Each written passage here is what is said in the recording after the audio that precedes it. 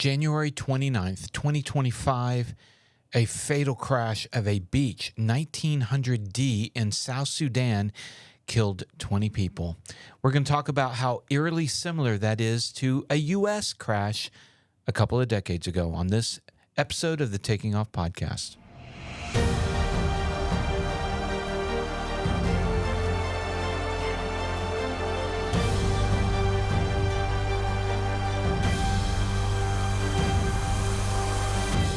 Welcome to the Taking Off podcast. I'm Dan Milliken. And I'm Christy Schaefer. Well, on January 29th, there was a horrible crash in South Sudan. January 28th, I was watching Pilot Debrief, Hoover, and I was watching an old video of his where he went into a crash that happened in 2003 of a Beech 1900D, and that's exactly the same plane the next day that crashed in South Sudan. So we're going to talk about both crashes. Christy, what do you, before we get into the background on the 2003 crash, let me just real quick update everybody on what happened in South Sudan. So the Beech 1900D is a plane that was very popular. It was made off of the King Air kind of frame, so it has very similar, but it's a little bit bigger. And it was used as a small regional commuter. It's a twin-engine prop, and it seats about 20 to 25, depending on configuration. It's also used for freight, and it was built primarily between 1982 and 2002. So for 20 years, it was a very popular small plane and could get into short runways and all that kind of stuff. So it was very popular for going to those more out of reach type places. So it stopped being produced in 2002, and this South Sudan accident happened going to take workers out to the oil fields, and so it's perfect for that job. And it crashed shortly after takeoff. Initially, there were 2 survivors out of the 21 people on board, but one survivor has since passed away, unfortunately. And now, so there's only one survivor at this point, at the date of this recording. So based on that, Christy, this was eerily similar to a crash that happened in 2003, January 8th. January of 2003. Yeah, so let's talk about that. Yeah, so this crash actually, in particular, this accident, I was very familiar with just because it impacted me at such a young age. The captain was a female, Captain Katie Leslie. And in 2003, that's not as it's not very common today. It wasn't as common. It was becoming more common, but there were a few hurdles she had to jump through, like it being post 9/11 and things like that. Oh, so right. She was flying for Air Midwest. She got hired pretty young. I think she was like around 22 when she got hired with the airline. She had worked her way up to captain. I mean, she was everything that I wanted to be. She was at the time, the youngest female captain. Yep. Or the lowest number of hour female captain. So she was a real go-getter. I think she was the youngest captain at the airline youngest at the time. Captain flying. Yeah, she was the youngest captain. She was 25 years old at the time of the accident. Right. And the thing that I loved about her after all the reporting and stuff came out was just how professional she was, how dedicated she was. She got extremely high marks from the training captains, line check airmen, trainers in the training center. She was pleasant. I mean, nobody had anything negative to say about her. Yes. Just an absolutely wonderful human being, both inside the flight deck and out. And the first officer, Jonathan Gibbs, he was 27. And what else do we know about the flight crew? I don't think there were any flight attendants, just because there were only like 21 people, I think, on the airplane. Okay. So, I mean, correct me if I'm wrong, but I don't think they had any flight attendants. I think it was the 2 pilots plus the passengers. And so you have to remember, too, that these commuter airplanes, back then, they were very, very small. They were doing short hops. And for this particular flight, they were doing a hop from Charlotte to GSP, which was, I believe, Greenville, Spartanburg. Yeah. Now, I've done that flight several times. It's a quick flight. Right. In the Embraer 175 that I fly, that flight is like 23 minutes. Right. I'm not joking. It is. It up wouldn't be and that down. much longer in the Beech 1900D. I think they said it was it was about a 30-minute flight. Yeah. So, but the Beech 1900D was perfect for those type of routes. Yeah. Those little commuter, just getting you to and from. And another point of interest about the Beech 1900D is that passengers actually really liked it because it was tall. They could stand up in it. Right. So when you see the picture of it, it's actually very tall. So it made it better for passenger comfort boarding and deplaning. Yeah, it was a very popular plane there for 20 years. Yeah, it was efficient.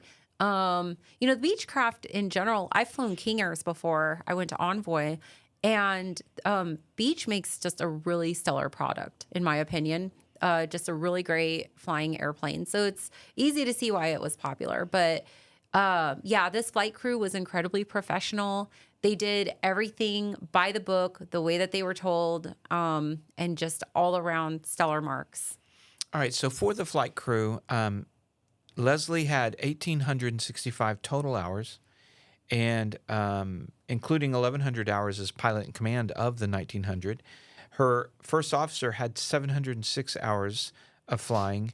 And Christy, when we throw out these hours, okay, for the non-airline pilots or non-pilots that might be listening, let's break down 1,865 hours. Is that a lot? Is that a little? So that was the total company flying time. Right. That was the total time, 1,865 hours total company flying time in that with the airline. It doesn't say specifically for Captain Leslie whether or not that was all in the 1900D, but it says that First Officer Gibbs had 706 hours of flying time in the Beechcraft 1900D. So it doesn't seem like a lot, and in the grand scheme of things, when you put them up against 20,000 hour pilots, it may not be a lot, but they were skilled. This was good flight time. So. Yeah, and on the general aviation side, on a good year, I'll fly 250 hours. Yeah. So if I had 700 hours, that means 2.5 years of flying. I would go on record and say that most airline pilots are flying somewhere around 500 to 700 hours a year on average. We can't fly more than 1,000 hours a year. Oh, okay. But I would say on average right now, I fly about 500, maybe 600 hours per year. So at 1,800 hours, she probably had 3 or 4 years of flying this plane. Yeah, I think she was with the company for 3 years. Which is a lot of experience. For such a young age. Yeah. So, spoiler alert, this crash was not the pilot's fault. No. So, and we'll get into that in a minute. So let me real quick run down the actual crash and what happened. So on the morning of January 8th, 2003, they loaded the bags. They had a couple of heavy bags, and the flight crew ran their checks. They ran their weight and balance using the standard FAA-approved practice of averaging, and they left the gate at 8:30 in the morning and were cleared to take off, and they applied their takeoff power. And immediately after becoming airborne, the nose began to rapidly pitch up. By the time it just reached altitude 90 feet, the plane's nose had pitched up 20 degrees. The pilots tried to force that nose down, but couldn't. And the plane just continued to go like a rocket. Without the thrust of a rocket, it stalled and crashed right there at the airport. Well, you want to hear something crazy? So their takeoff was actually fairly normal. It wasn't until they put the gear up. When they put the gear up, the gear went back and shifted their weight even more, which caused the pitch up. And they pitched up. They went from a normal takeoff, which is 10, 15 degrees of pitch getting off the runway. And all of a sudden they were at 54 degrees nose high. I wonder, had they dropped gear, if that would have changed.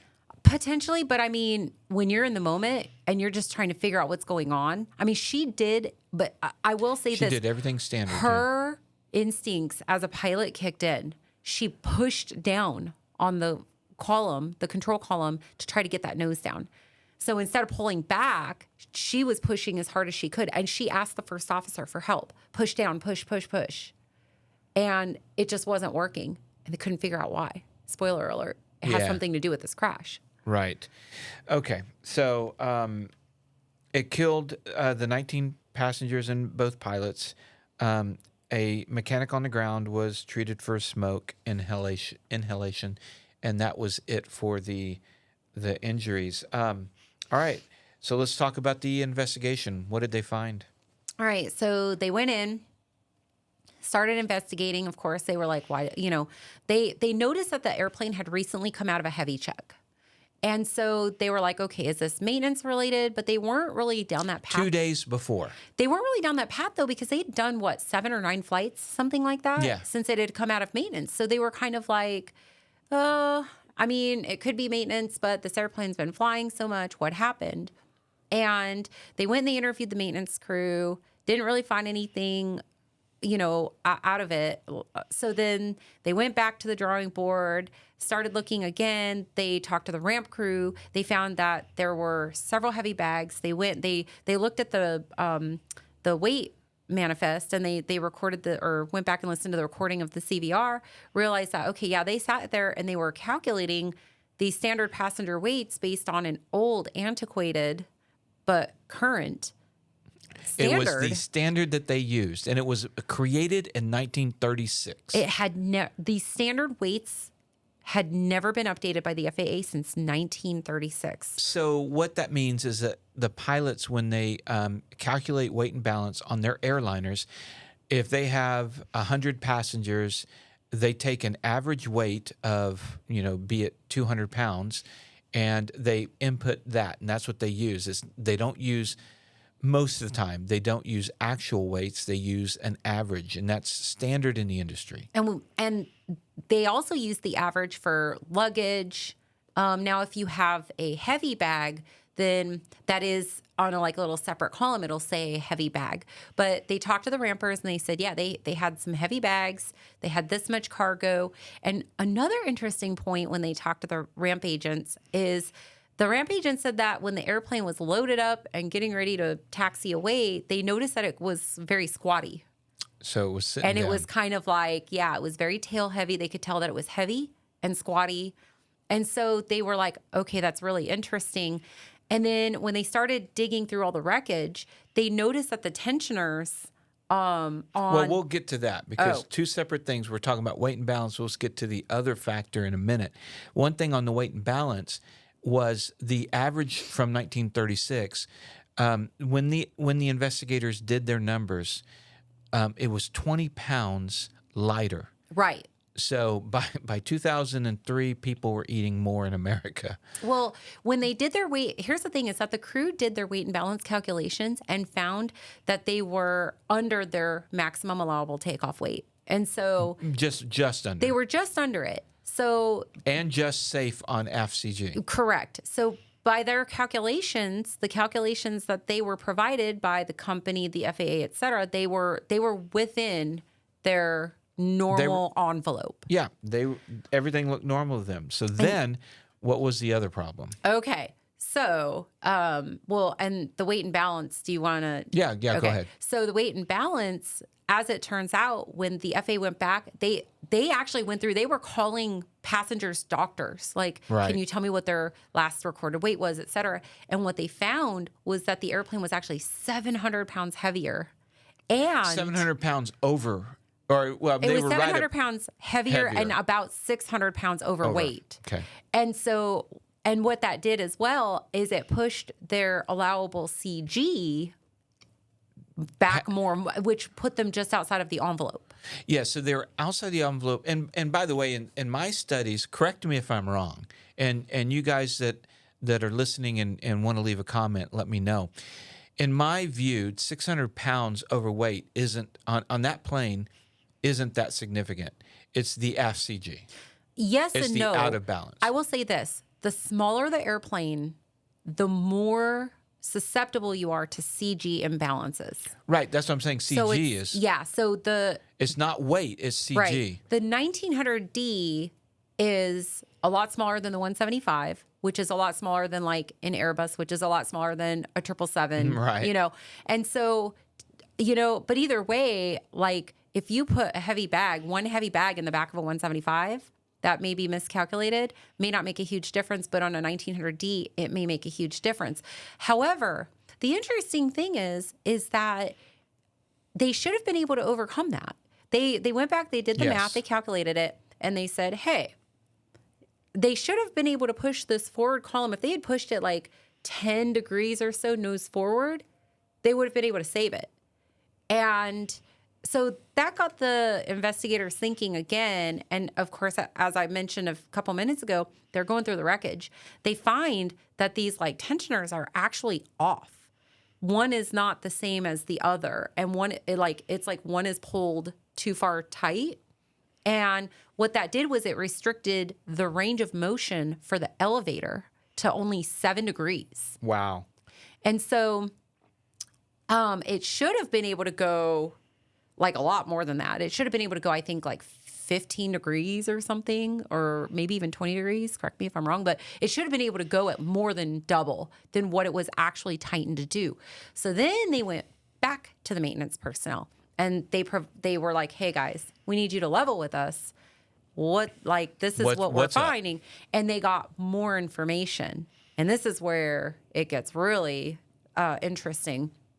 The maintenance personnel, there was a trainer and a trainee. The trainee was actually doing the tensioning, and the trainer happened to be the inspector who would sign off the quality assurance work. That's the red flag number 1. Right. Red flag number 2 is he didn't ever really go back and check the trainee's work. He just took his word for it. Yep. Oh, just tighten it like this and pull on it a little bit. And the trainee had not really worked on 1900Ds. Correct. He wasn't familiar with the 1900D. Strike 2 or flag 2, And then the third flag is that they skipped a bunch of steps. There were like 25 steps in the checklist for doing this particular maintenance work. Yeah, maintenance work. And I think they skipped something like 9 steps. And one of the steps that they skipped included doing a full range motion of the elevator to make sure that there was nothing impeding it. And had they done that one little thing, they would have noticed that it was only going to 7 degrees. And horrible. Yeah. So that basically just set it in motion. So yeah, the airplane had flown like 7, 8, 9 flights since it had come out of maintenance. But they had needed more than 7 degrees. They had needed more than 7 degrees. Well, and the other thing that the NTSB found was that the FAA was aware of this shop cutting corners and didn't enforce it. Yes. So that's another thing too, is that they basically slapped him on the hand and they were like, hey guys, you better get it together. Okay. And then they just took their word for it that they got it together. Right. When in fact they did not get it together. So I didn't ever really hear or see anything of the aftermath from those particular maintenance personnel, those individuals, or the maintenance company, because it was a contract maintenance company. Right. But unfortunately, the airline wasn't providing adequate oversight of their contractors at the time. So this crash actually changed a lot in the industry. They went back, and for the first time since 1936, the FAA finally updated their standard weights. And it was like 200 pounds for the average American. What was it in 1936? It was like 175 pounds or 180 like pounds. I think it was like 175. Okay. And there are different weights that they use for summer and winter. They use, it's like 5 pounds more for winter because they expect that people are going to wear heavier clothes during the wintertime. So yeah, it was just this big deal. And so when they went back, they recalculated everything. They found this airplane was well out of CG. It was going to require at least 10 degrees or more of nose down force, which they didn't have because of the shoddy maintenance work. Yeah, it's tragedy. Yeah, but one thing that came out of it too, which was really interesting, they believe that in her final seconds, Captain Leslie actually did what she could to steer the airplane away from the maintenance hangar that they wound up crashing into. Wow. And that she basically clipped like the edge of it. So that, because if they had continued just going straight in, it would have hit all those employees. Yep. And so there is, it might be speculation, but I know that some of the first responders came back, and I think even some of the NTSB investigators came back and said that Captain Leslie was a hero in her final moments. And she was the one that made the emergency call while she was flying and everything, and commanding her first officer to push the nose down. Like, she did absolutely everything she could. She flew that airplane to the ground. Yeah, she did. To the best of her ability. Yeah. Unfortunately, she was very restricted in what she could do, and it wasn't her fault. No, it wasn't. It is. It would be interesting to know what happened to the maintenance people, because I think back to American 191 Chicago, and that one was the reason why they crashed, and the worst at the time, the worst U.S. crash ever, as far as number of casualties, and that was because of a maintenance issue from a couple of months before, and the maintenance guy actually committed suicide, I think, later. Yeah. So very sad. And there is a lot of pressure on the maintenance people, but you've got to do the job right. You've got to do it to standards. You can't cut corners. And, the company went out of business. They ceased operations 5 years later. So it's very sad. Very interesting history with Air Midwest is they were originally founded in 1965 out of Wichita, Kansas. They grew over time.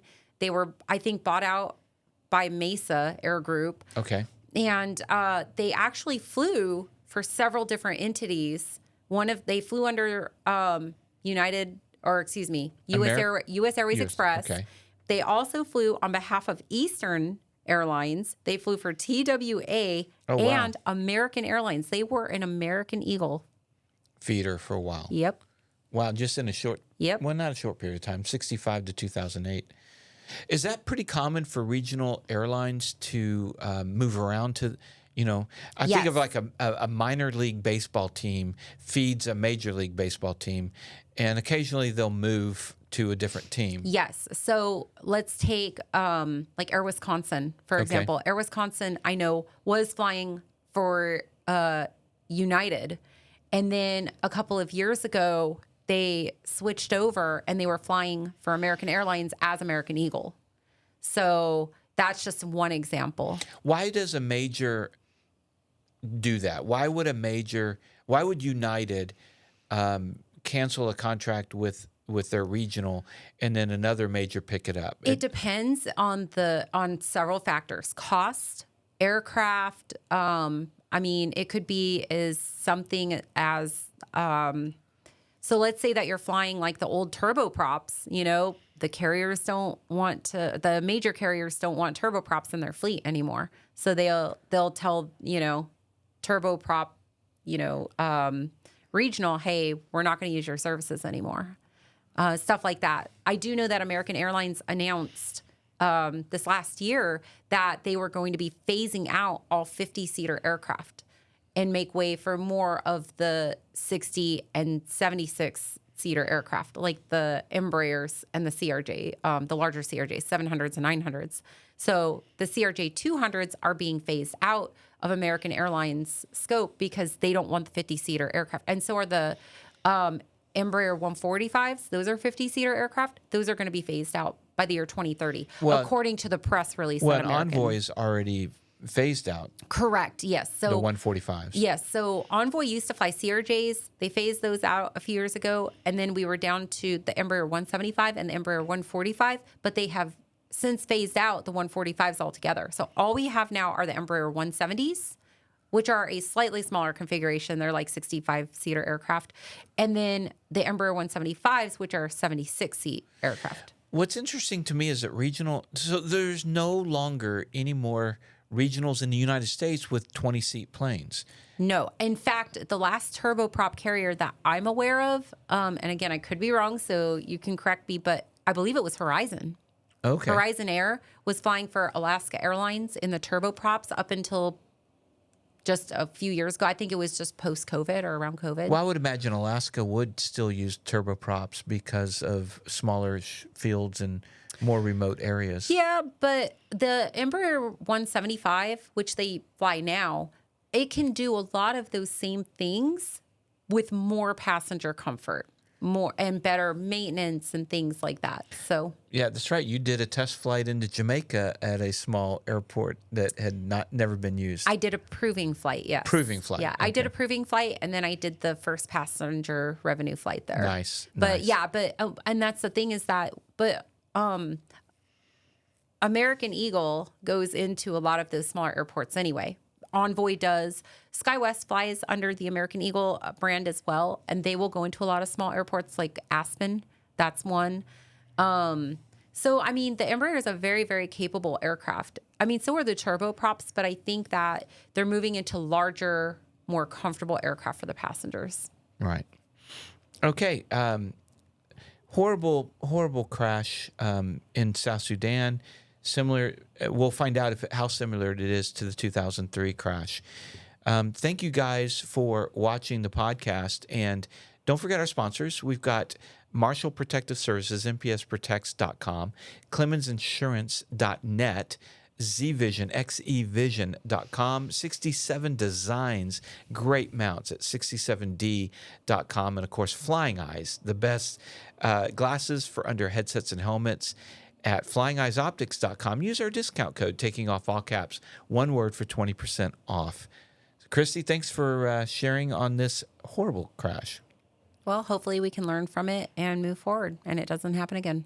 All right, you guys take care. We'll see you next time.